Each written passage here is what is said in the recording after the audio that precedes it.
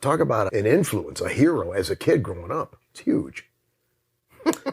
Long before there were BMX bikes, we were taking our Stingrays and jumping cinder blocks on the street, jumping over our friends on the street. Yeah. No helmets, no anything like that. Just doing it. We're all still here.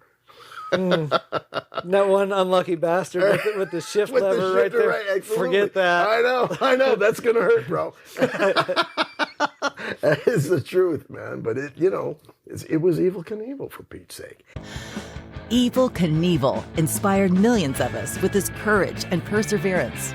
We're building a museum so you can relive those memories and be reinvigorated with that spirit of bravery. My name is Evel Knievel. I'm a professional daredevil. Along the way, we meet people involved in the life, the times, and the legacy of the King of Daredevils. Here with their stories is your host, Joe Friday. Hey, howdy, it's Joe Friday, and I'm here with Danny Koker, our new neighbor. That's right. How you doing, Joe? Good. All right. We're moving the Evel Knievel Museum to Las Vegas. That's awesome. Trying to figure out why it was never here before. It should be here. I mean, Vegas is a destination city. Everybody from the world comes here, so everybody from the world needs to be here and see what's going on. Yep, 45 million visitors per year. Uh-huh. So that's about 1 million per week. Right? Yeah. Dude, and the world knows Evel Knievel. So Vegas attracts the entire world, so they need to be coming here and seeing what you got going. That's true. And you know Vegas. Yeah. You know Evel Knievel. I did. I was very blessed to meet him. I can't say that I was, friends or knew him, but I was very blessed to meet him and talk to him and, be around him, things like that for a little while. He was larger than life. Was he in Vegas? Yeah, I met him when New York opened, and he was part of the big grand opening of the New York. And you know how they have that Brooklyn Bridge replica there on the front of the place? Mm-hmm. So we were invited down, myself and a bunch of guys that I ride with, and they wanted motorcycles out there. And so I'm guessing there must have been 20 or 25 of us that we used to get together and ride all the time. We all bombed it down there on our bikes, on our Harleys, and lined up on the bridge. And that's where I met Evel Knievel. He came out and hung out with us for a while. I mean, what a cool cat. Huh. Yeah. Fun fact. I designed and made the door pulls for the New York Casino. Really? They look like little Statue of Liberty's torches. Yeah. Yeah. Nice. So very cool. Very cool.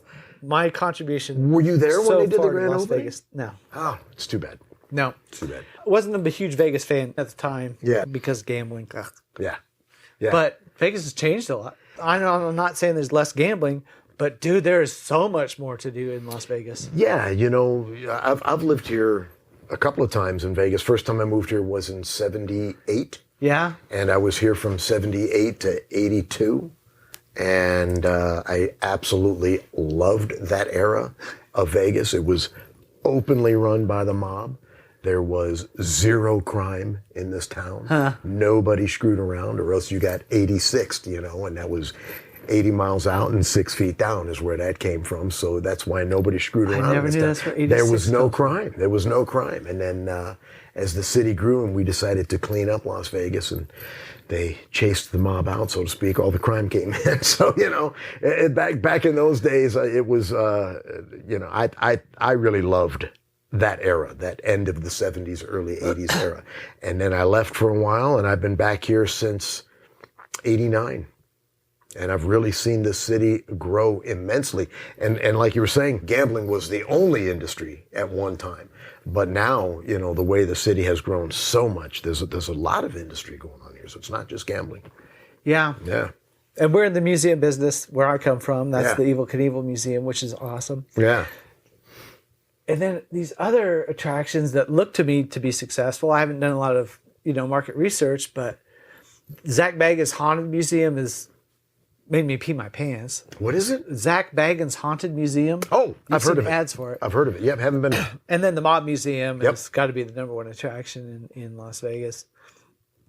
And then ours is going to be awesome. Yeah. But you got one, and I was wondering, what made you open up your collection, show that to the public for free? Well, it's like this. I'm a huge car collector. So as well as building motorcycles and building cars and all the other crazy things I'm involved in, I collect as well.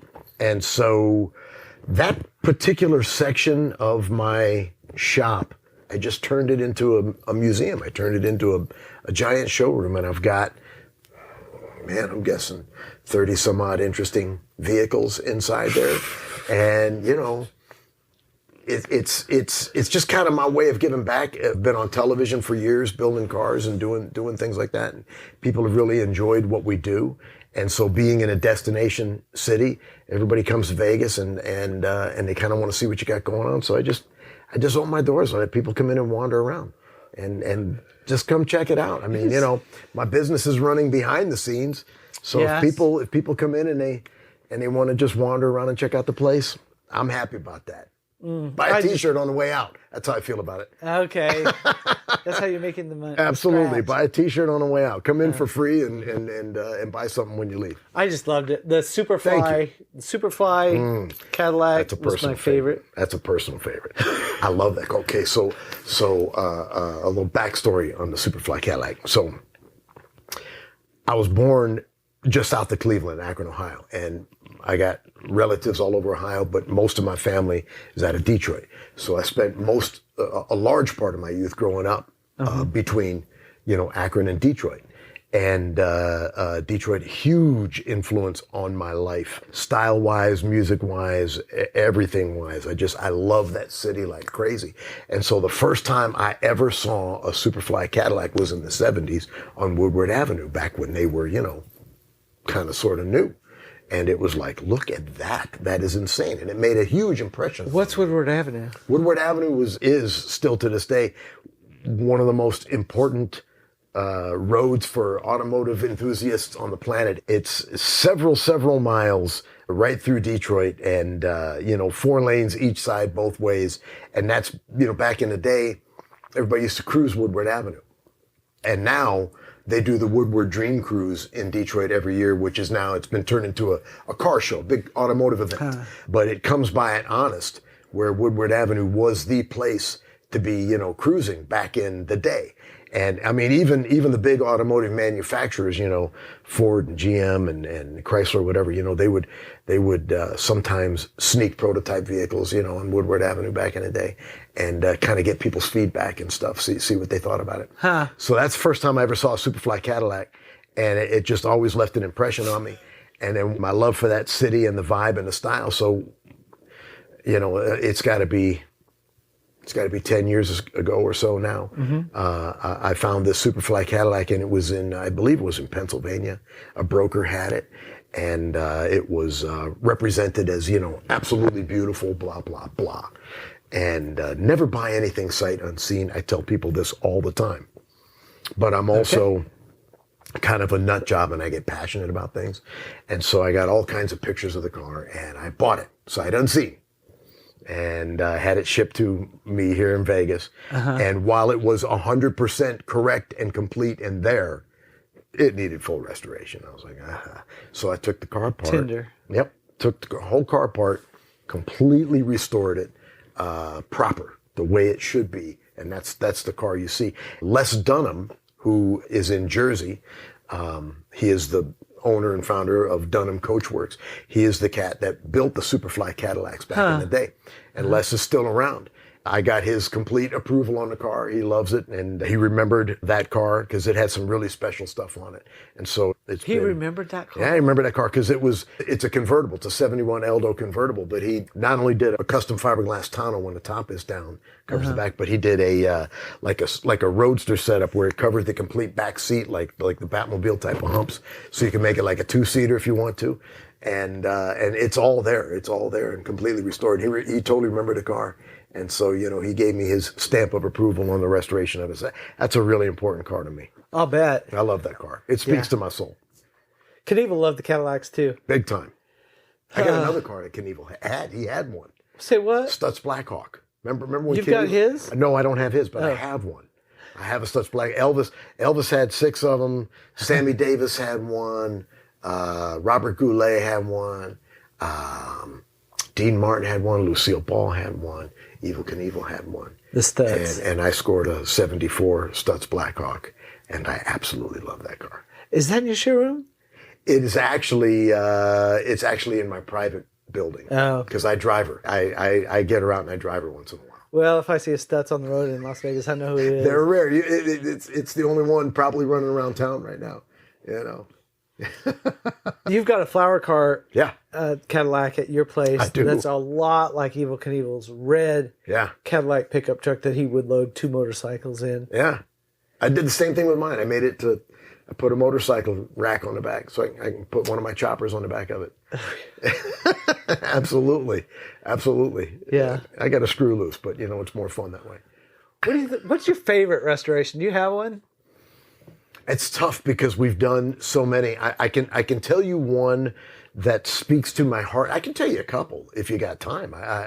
One that really speaks to my heart was Barry White's widow, Glodine White, who is a beautiful soul. I just absolutely love her. We met over the years. Barry's no longer with us, but he had, speaking of Stutz, is another guy. He had a Stutz 4-port, which is similar to the Blackhawk, but it was a 4-door version. It came out later. He had one. That was his daily driver. And they had a place in Vegas, and that was a car that he kept in Vegas.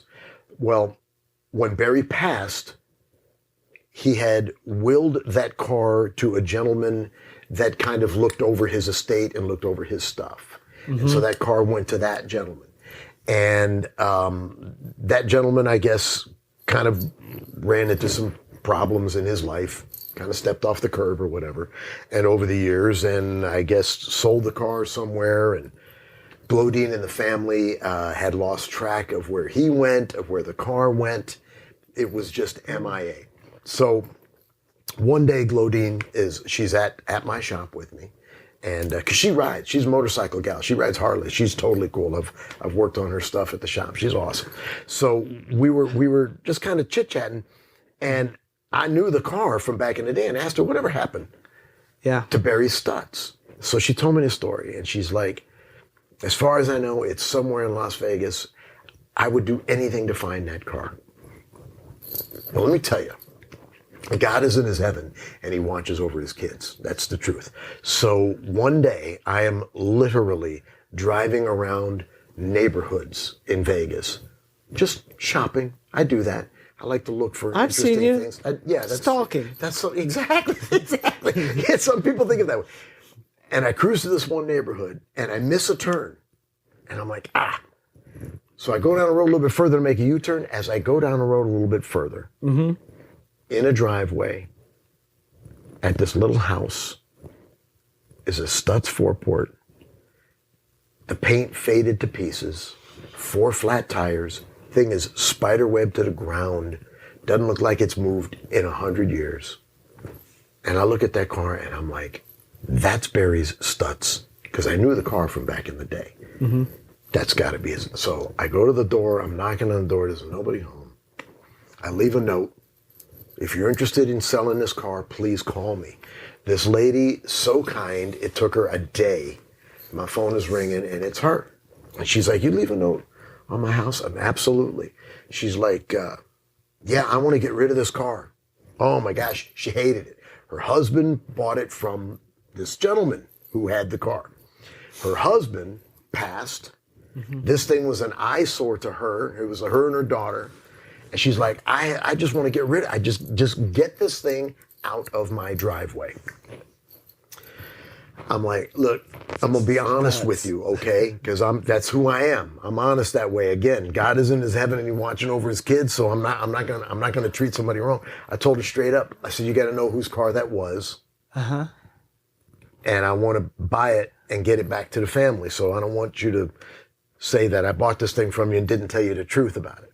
So she appreciated me, being honest with her that it was, Barry's car back in the day. And, but she was like, come get it. We decided on a number. I bought the car. I called Glodine because Glodine living in California. And I'm like, guess what? She's like, what? I said, I got your husband's car. She's like, no way. Absolutely. So we check all the VIN, we check all the paperwork. It's confirmed, Barry's car. I restored it for Glodine, restored it for the family. What a challenging car to restore. Nobody makes parts for a Stutz 4-port or a Stutz Blackhawk or anything like that. So it was a big challenge. Do you make parts, or we'll make things? If it doesn't exist, we'll make it. Got a full fab shop, no problem. So restored that car for the family. Got it back to Glodine, got it back to her family. She is absolutely thrilled. Her daughter got married. They used the car in their daughter's wedding. It was such a part of Barry's life that now it's back in the family and it's part of their life.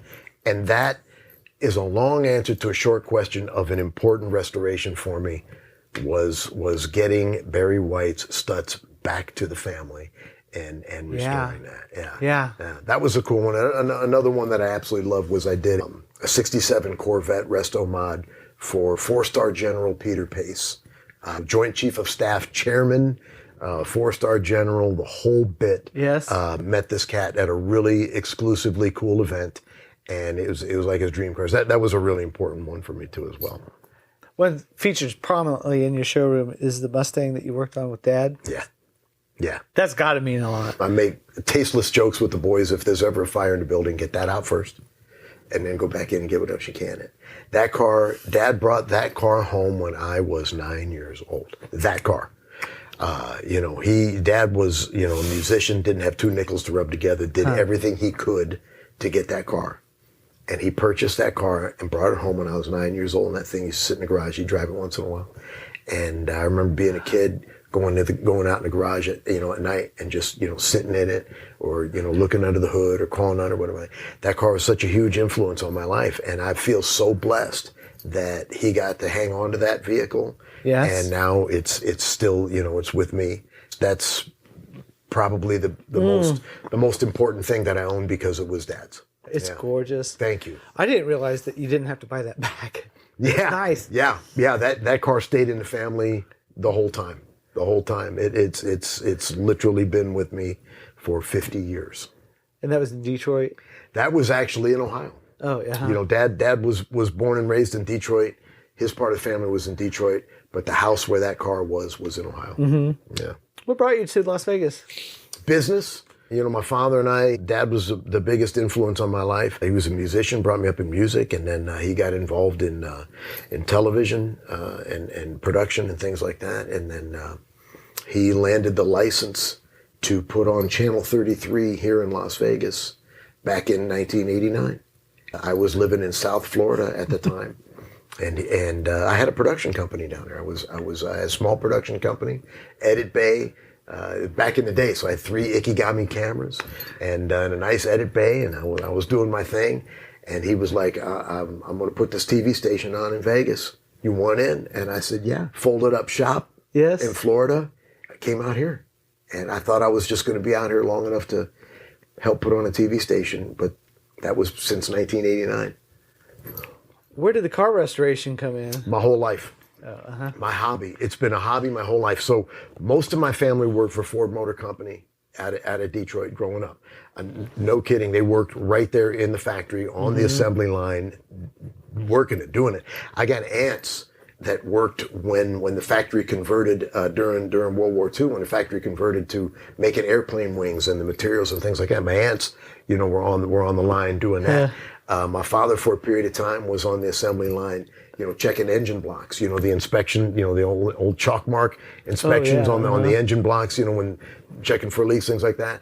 Dad worked there. My Uncle Peter was an executive at Ford Motor Company back in the day as well. So I grew up in cars. My Uncle Milford was a biker. So cars and bikes, I literally grew up with them. It's been a part of my life as far as I can remember. So whatever I may have been doing for a job or an occupation or an income at the time, there were always cars and bikes in my life. When I lived in Florida, I had a small, I had an edit bay because I was, a camera, director, audio, all that kind of stuff. That was how I, paid the bills. But the back half of that building, I probably had 8 or 9 cars and was tinkering around with stuff. That was always in my life. Fast forward moving to Vegas, Came out here, put on the TV station, shipped my cars, my makeshift shop, and I had a hobby shop, basically in a small warehouse. I had a hobby shop, and I was building cars and motorcycles behind the scenes. And then there was a small group of us, a handful of us guys that would get together, and we would, wrench on bikes and wrench on cars or whatever, and go out and play on the weekends or nighttime or like that. And it got to the point where people were asking, "Hey, where'd you get that?" I'd be riding a chopper down the road. "Where'd you get that?" I want one of those. That's really cool. And it just kind of got to the point of, well, maybe this hobby shop, maybe we should get a license and insurance and open a business. So that's what happened. And a handful of us started Count's Customs. The reason it was Count's Customs was, I don't know if you know anything about this, but when we put on the TV station, Channel 33, I used to host a late night horror show. I was a vampire here in Las Vegas for 10 years. That's the truth. It's crazy. I hosted a late night horror show every Saturday night here in Las Vegas called Saturday Fright at the Movies with your host, Count Cool Rider, which was long for CC Rider. The whole object of the game was this vampire was the world's biggest unliving Elvis fan in Las Vegas. So the character that I played was a vampire that loved Elvis, living in Vegas, hosting horror films, having on crazy guests. This show ran for 10 years here in How Las big Vegas. of an Elvis fan? Like wearing a jumpsuit or? No, but no. It was very much a vampire getup, but with the sideburns and the Elvis glasses and the open shirt and all that kind of stuff, and a lot of Elvis vibe in the castle set and everything like that. And that's honest. I love Elvis. I love the King. So all this time that this show was on in Vegas, Saturday Fright at the Movies with Count Cool Rider, behind the scenes, I was doing this cars and bikes. Mm-hmm. So when we decided to open that place as a real business, everybody in town knew the Count. So what do we call it? Let's call it Count's Customs, because everybody knows the Count. Well, I didn't know that eventually Count's Customs was going to be on a television show around the world. Yeah. So now everybody around the world is like, why is it called Count's Customs? Well, it's because of this crazy vampire hosting horror films in Vegas for 10 years. That's where that came from. I know, man. It's cool. That is so great. I've lived 14 lives already. It's nuts. I don't know. I need an intervention in my life. And your bar is Vamp'd. Yeah. Count's Vamp'd. VAMPD. Count's Vamp'd. West Sahara. Old school rock and roll club. That's what it is, man. It's a rock bar, rock club, live music, restaurant, bar, insane. We support the local rock scene, and then we host national bands that come through because it's set up for it. It's a real stage, real front of house, real lights, real everything. So we can have big rock shows in there. Well, we can commiserate then. But I'm just starting my construction project and dealing with the city. So it's good luck. Be patient with me. It's a challenge, it really is. Especially when you're opening something unique and different. This is not the norm.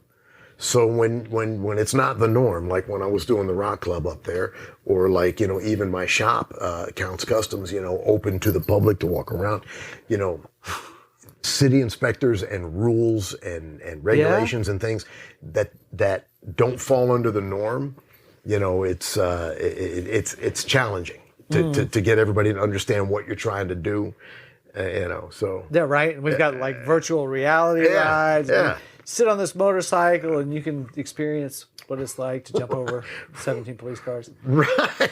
Right. Those are challenges like that, sure. So rewarding. Though. It is. It is. When you get it done, it's so unique. It's so one of a kind. It's so different. That's what makes it special. Yeah. So we're starting our process. We're going to bring that to the Arts District in between the Strip and Fremont. Wonderful. Yeah, it'll be great. Wonderful. I do absolutely love our city. I love our Mayor, Carolyn Goodman. God bless her. She is absolutely amazing.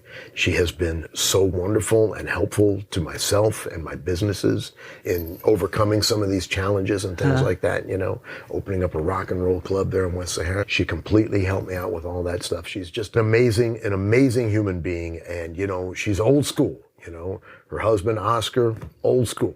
You know, Yeah, she's old school. definitely. You know, they're awesome people. Yeah, I can't say enough nice things about them. Well, I hope the next one's just as good. I know, because she's not allowed to run anymore. That's it. She's done her term. So I do have to give a shout out right now to the Space, who loaned us their podcast booth. We are building one into the museum that's going to be kick-ass. It's going to be in one of Evel Knievel's old trailers. But the Space has opened up the podcast facilities for us to use in the meantime. It's beautiful I really facilities. appreciate it. Yeah. Not only are you customizing cars and starring on television as Vampire and running a bar. yeah. Well, I don't do the vampire thing anymore, but Yeah. Right. Yeah. But tell me about Music Mob. Okay, I grew up in music. Dad was a musician, brought me up in music. I'm an old school gospel singer, so I grew up singing gospel back in the day, and so amen to that. But I'm also a hardcore rock and roller, and I front my own band. It's a band called Count 77. We're a hard rock band. We're signed with Shrapnel Records. We got 2 original records out. We're working on a 3rd record right now. As a matter of fact, I'm in the studio doing a single right now. But one of my dear friends is Jeff Blando. Jeff Blando, who actually was instrumental in helping me put together Vamp'd. He was the key person in the sound and the lights up there. I mean, he's an amazing musician, but he's also a behind the scene production guy when it comes to stage, sound and lights. He's phenomenal. So Blando and I are like brothers. He's the lead guitar player for Slaughter. He's the lead guitar player for Vince Neil, and he does a lot of other things, and he's a wonderful human being. Slaughter's a name from the past. I know. Are they still around? Oh yeah. Oh, big time. Slaughter's touring right now. They're packing out shows. It's great. Mark's voice is on fire. They're doing wonderful. On the side, Blando has this gig called Music Mob, and it's a trio. Guitar, bass, drums, and then he brings in special guests. So I sit in with Music Mob on different shows, and he brings different guests all the time to do all these great rock shows. We were just talking about this place the other day, And who's Sebastian? Sebastian Bach? Yes. Do you know Sebastian? I don't know. Okay, Sebastian Bach. He's a good friend. He's Skid Row. Remember the band Skid Row? Yeah, I sure do. Okay. All right. Sebastian Bach, lead singer, Skid Row. Now they have gone their separate ways. And Sebastian does a ton of solo stuff now. And he's moved to Vegas. Sebastian's been in Vegas, it's got to be a couple of years now. And lives a raging 37 seconds from my club, from Vamp'd. And we hang out all the time. And he is an amazing singer, amazing front man, and a really fun guy. A really fun, crazy guy. If you hang out with Sebastian any period of time, your face is going to hurt from laughing. So he's a cool cat. Yeah, there's a lot of great rockers here in Vegas. Phil Soussan is another one right up there by the club. He's a amazing bass player. Played with Ozzy. He wrote, Shot in the Dark, was in Ozzy's band, was with Billy Idol, was all kinds of stuff. He lives right up the street too. There's a whole community there. It's pretty cool. Paul Shortino, man, another one. Duke Fame from, what in the world was that comedy rock movie from back in the day? Spinal Tap. Thank you. Duke Fame and Spinal Tap. Their idol when the band idoled this rocker, Duke Fame. Yes. That's Paul Shortino. Paul lives right up the street as well. He's a wonderful guy. There's a lot of great rockers here in town. Well, I'm in good company then. Amen, brother. Old punk Amen. rocker. Yeah. All right. It's not the focus of our museum. Right. But someday. Yeah. Someday in the very distant future. Yeah. We're gonna have a grand opening. Not too distant future. You got this. Okay. This is going to be awesome. Yeah. So it'd be fun to get with those guys. But I hate to call them right now because I'm like, hey, what are you doing in 2028? I love it. Well, like I said, Blando and I, we were talking about it, and he's like, you just let them know when it's grand opening time, we'll put together a show.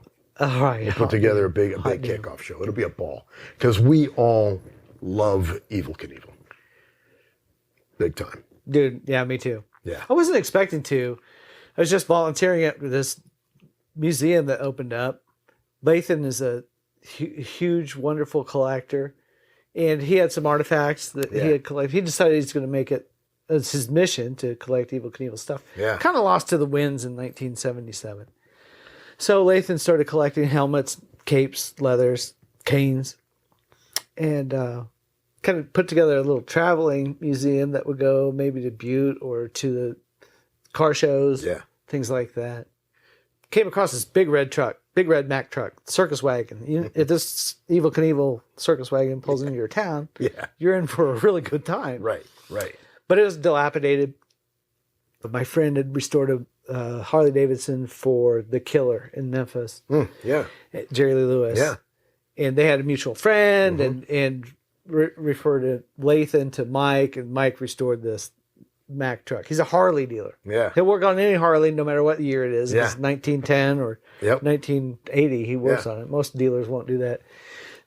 But to take on a Mack truck was, quite courageous. Yeah, you betcha. And then once it's done, what do? Your traveling museum is over with. Right. You're not going to take that thing on the road. Right. So Mike and Lathan together, they founded the museum there in Topeka, Kansas. So it was all a little bit by accident or luck. Yeah. But to be intentional, it would be in Las Vegas. Yeah, man. This is a great spot for it. Yeah. Absolutely. But yeah, in 1977, it was kind of lost, and he lost everything or most things, and including his fame.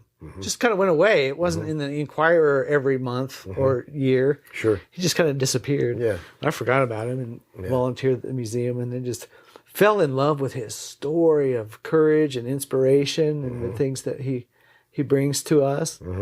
Guys our age coming into the museum, and the wife thinks they're doing the world's best present. This is his birthday. Yeah. Look what I brought him. Yeah. And it really, truly is a gift, because they walk in and it's not like they missed up or you get emotional right away, but oh my God, he's 10 years old again. Yeah. Look at him. He's shrinking. His freckles are coming back. Yep, it's the truth. It's so great. It is. I mean, we grew up with this. Talk about an influence, a hero, as a kid growing up. Huge. It's huge. Long before there were BMX bikes, we were taking our Stingrays and jumping cinder blocks on the street, jumping over our friends on the street, No helmets, no anything like that, just doing it. We're all still here. That one unlucky bastard with the shift With the lever right shifter, there. right, absolutely. Forget that. I know. That's going to hurt, bro. That is the truth. That's the truth, man. But it was Evel Knievel, for Pete's sake. One of the just amazing things that I always think about with Evel Knievel was, when he said he was going to do it, he put on the show for the crowd. Yeah. Even if he knew in the back of his mind, this was not going to work. He never backed down. He never backed down. Yeah. The guy had no fear.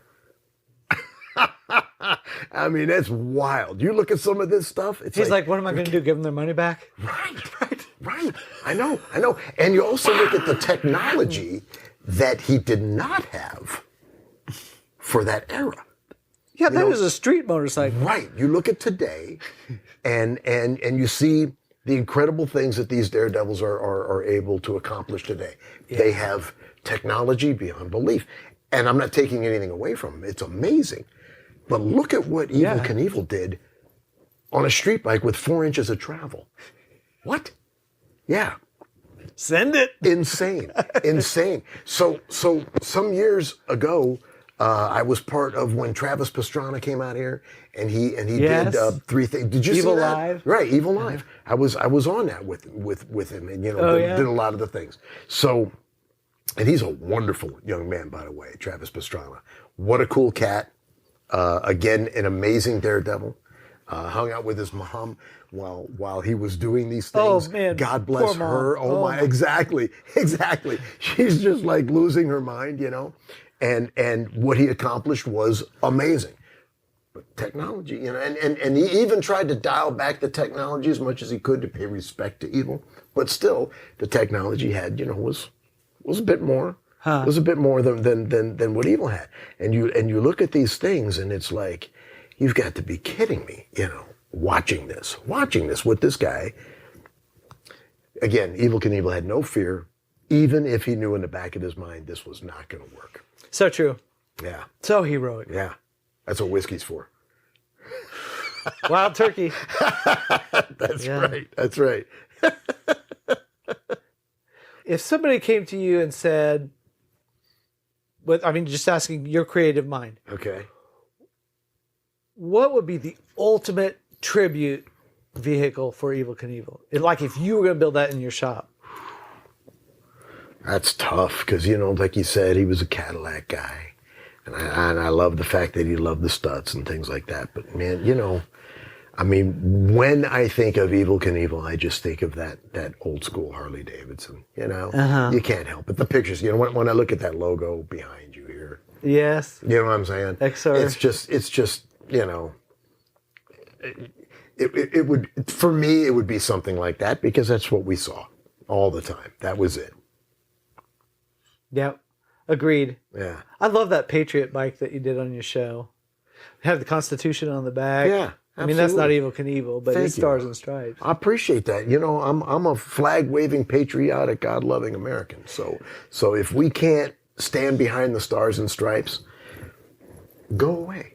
That's how I feel about it. So I'm proud to wave that flag wherever I can. Amen to that. Yeah. Our Constitution, our yeah, absolutely. Don't get me started. I'll go crazy on that.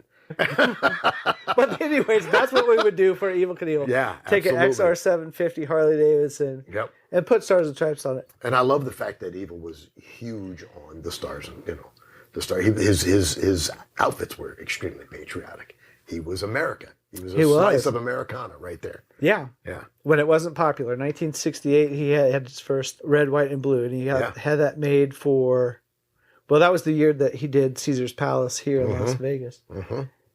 And motorcycling was different then. There was a taboo to it. And he was counter to the counterculture. Yeah. Soldiers are coming back from Vietnam, getting spat on, baby killers. And he's like, can you make me a red, white, and blue? Amen. Leather. Love that about him. Yeah, me too. Absolutely. Absolutely. Yep. Worked out great. That is a great look. Without a doubt. Lasted 50 years. Yeah, and and again, as an Elvis fan too, there was a certain Elvis flair to some of them jumpsuits too. You know what I'm saying? Yeah. Kind of had that vibe to it. It was really cool. Yeah, it was really cool. Yeah, now that I'm on Evel's side and not Elvis, I'm a huge Elvis Presley fan too. Absolutely. They could compare belt buckles, right? Sure. They could compare collars. Right, exactly. But only one of them gets called a jumpsuit. Right, that's a good point. Right. That's a good point. Only one of them was jumping. Yeah. That's true. That's great. That's great. Any advice for a young bootstrapping museum moving to Las Vegas? I would say be prepared to live with it. You're gonna live with it, night and day. I can't say that I'm one that can give good advice as what to do, but I'll tell you what I do, and that is I do my best, and nobody is perfect. Nobody can pull it off, but I do my best to just treat everybody right. I try to be honest with everybody. I try to go the extra mile with everybody. I try to make sure that nobody feels like they got had when they do business with me, that everybody walks away feeling good, even if I got to take it in the shorts to make sure that customer is happy. Go over and above, do the extra mile, and don't stop saying your prayers. Yeah. Mm-hmm. That's some really great advice. That's what works, man. I keep laying that out there, but it's the truth, man. It's the truth. Don't stop saying your prayers. It's what works.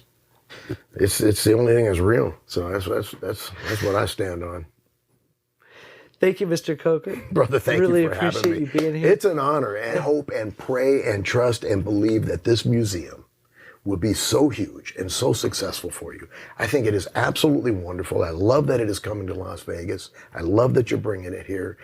You got my support. Whatever we can do, let's have some fun with this, brother. I'm with you 100%. Thank you, Mr. Thank you for Koker. having me. I appreciate you, too. too. Thank you so much. Thank you so much.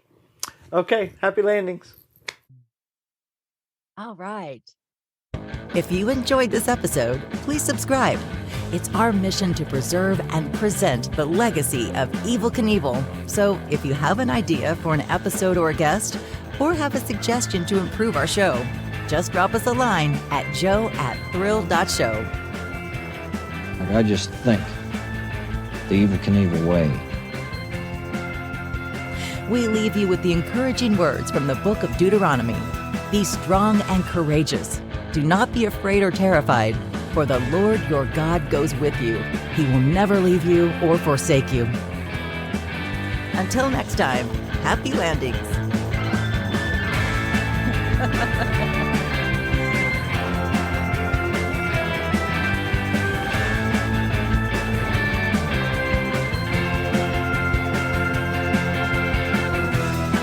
You like to fly with the seat of your pants.